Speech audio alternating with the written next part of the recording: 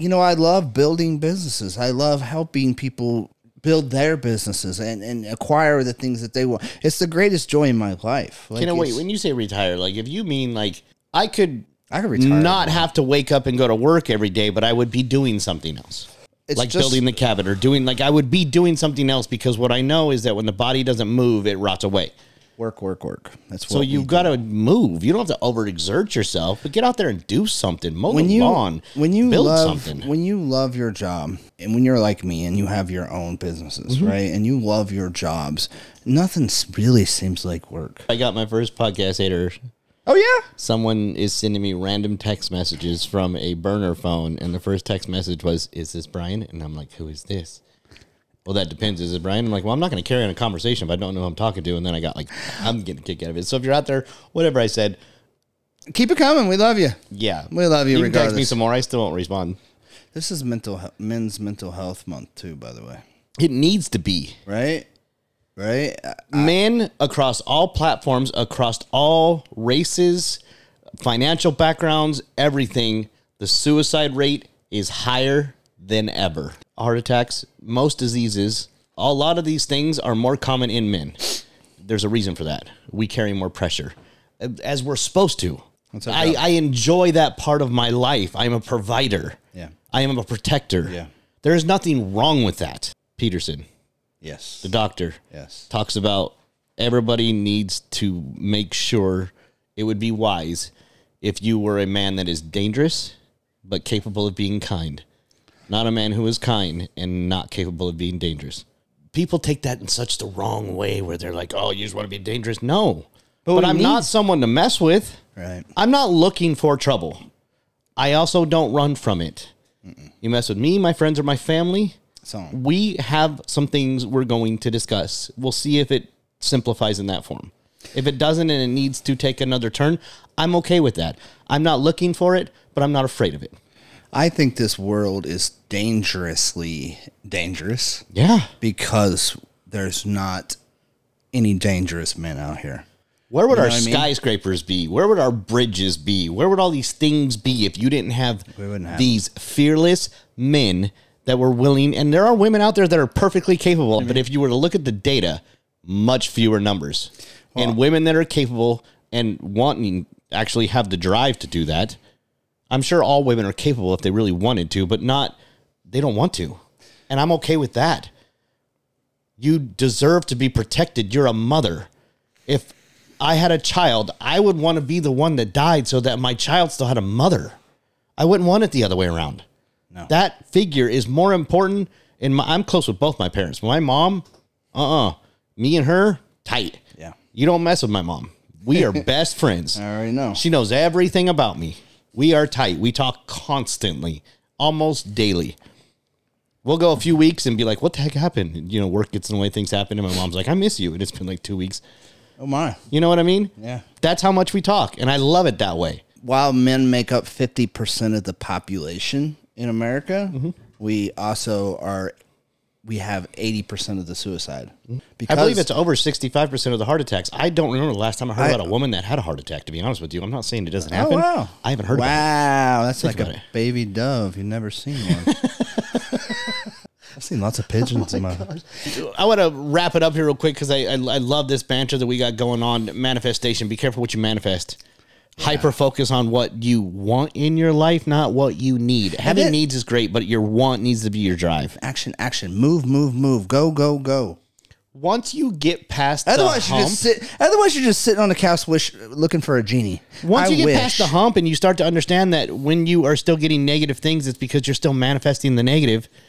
All you got to do is make that shift. Once you get over that hump, it becomes very exciting. Yeah. It's like a drug. I tell people every day, I may be in recovery, but I get high every day. Right. Because I have such an endorphin rush released in my brain on a regular basis because I'm just excited because it's fun. It's like watching a movie unfold that you're the producer of. You're like, watch this. You can almost, you feel like you can predict the future because you can. You manifest always. Oh, God, I wish people would really get into this more. You know what I mean? Really like you are always manifesting, whether it be good or bad. Yes, sir. Yes, sir. You attract your energy. That is also known manifesting. That's what it's known as, right? It's scientific. So you have to be careful when you go down this space, because lately, even myself, like, I'll get in this rut for a few hours, and that strength that I now have from manifesting what I'm doing every day can now equally gratify and magnify the negative things.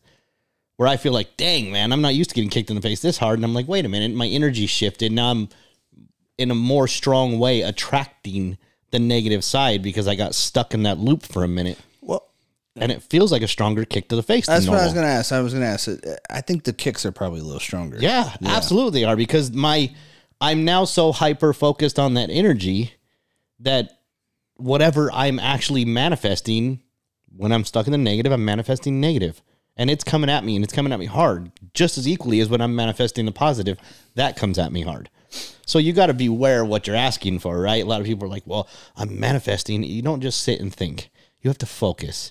You have to believe, right? You have to believe that what you're thinking is already true, not that you want it to come true.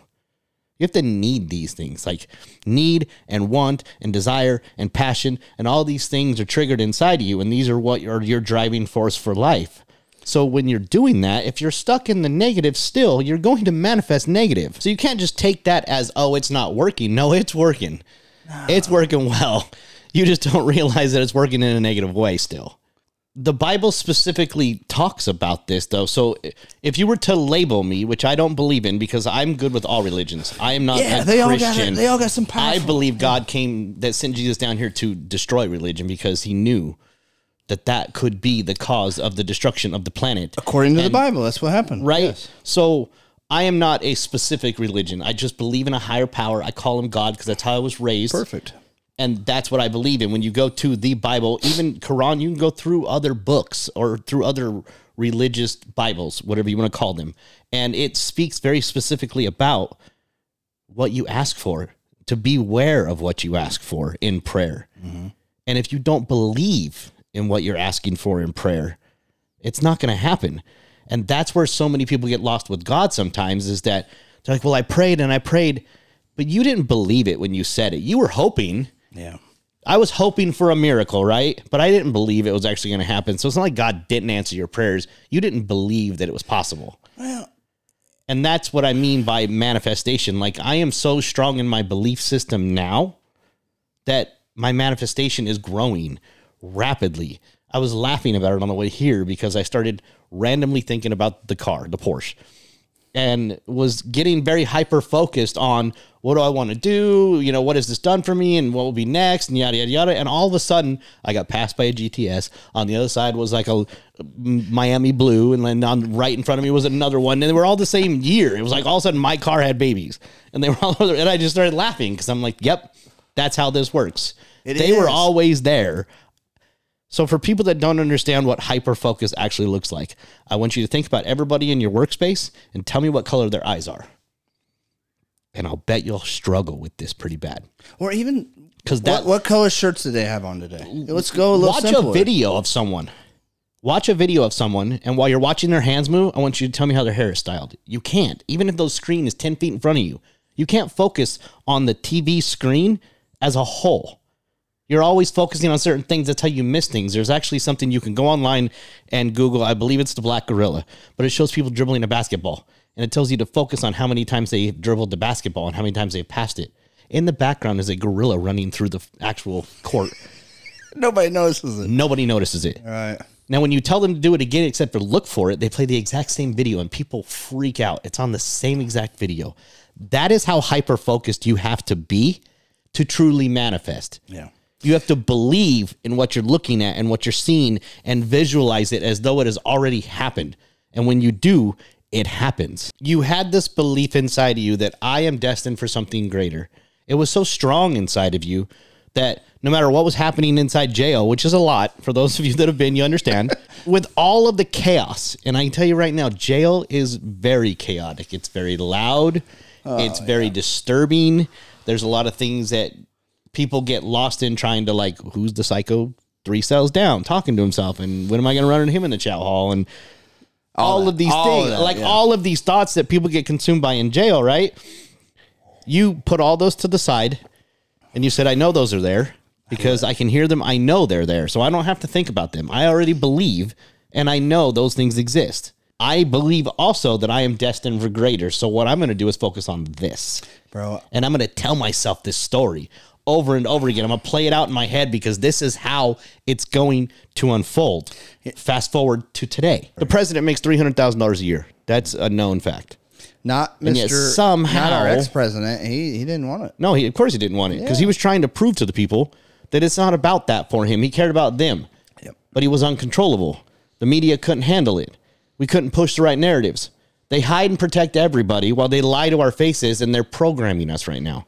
They are programming us and causing the biggest mental health problem that we are ever going to see. So I'm going to tell you right now, if you have a passion for people, go become a therapist. Go to school for that right now. That'll be a guaranteed pandemic, everything recession-proof business you can get into that will more than likely last for the next 20 years because it is going to take us a while to get out of the problem that is being caused right now. Get out of the dollar, get into silver if you want to be simple. Okay. Simple. That's a simple format. I'm not a financial advisor, so don't come after me if it don't work.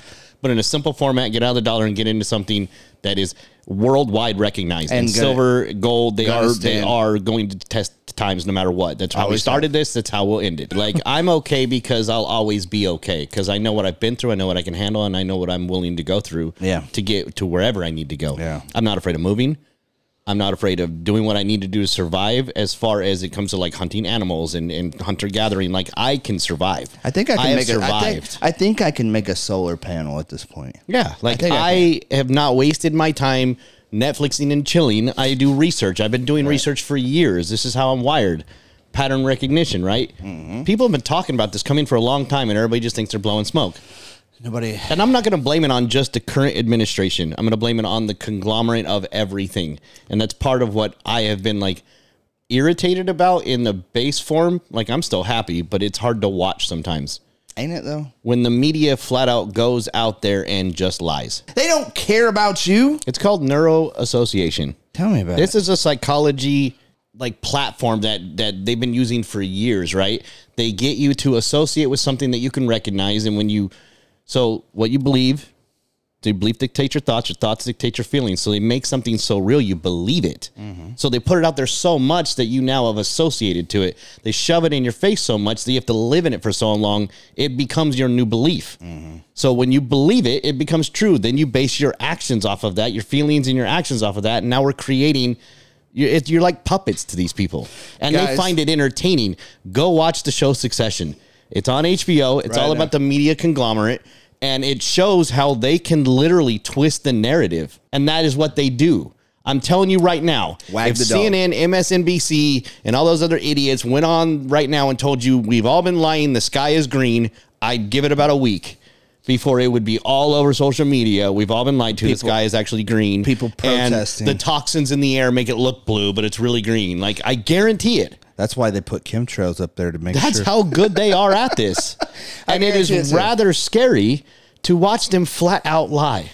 Listen, I don't care what Donald Trump did in 2016, but they know if you charge the guy with 37 felonies, it's going to take so long that if you're in an active court case during an election year, you cannot run for president. They are not idiots. It's the only reason they're doing their shit. They're going to drag this out as long as they can to try to eliminate him. When their goal, this is the one and only thing you need to understand. They want to divide and conquer. It is a federal law to purchase a weapon and go through a background check. Now, here in Indiana, you can do the same thing. You can carry a gun without a permit. You can put it in your pants or anywhere else you want. They haven't taught... We did that last year. No one said a word about it, but Ron DeSantis is running for president. Okay? So they know they need to attack him. So they're making it sound like you can just go buy a gun at Target, throw it in your pants. That is not true. That is not how this works. It is federally... But you know how many millions... Federally illegal to sell a weapon without a background check. I don't get cocky. I don't get arrogant. I understand my value. And if I got to prove it for a minute, I'll do that. If not, I'll move on to the next. So... I posted a video about relationships, and it was kind of interesting to see what people would gather out of a 47-second clip. Mm-hmm. And even though I was talking, this isn't reading through text, right? The communication was clearly one side or the other, in my opinion, based on the comments that were coming. Either people just didn't get it at all, or some people really understood. I don't want to call it too many people, but basically it was, some people were like, wow, your level of self-awareness is rare. Mm-hmm. To which my response is, that's a choice. Because I don't believe that mine is rare. I just believe I make a choice. Okay. I choose to dive deep into myself. So self-awareness, I believe, is very important, specifically with relationships, but that goes across all platforms, right? Yeah. Mainly with relationships with yourself.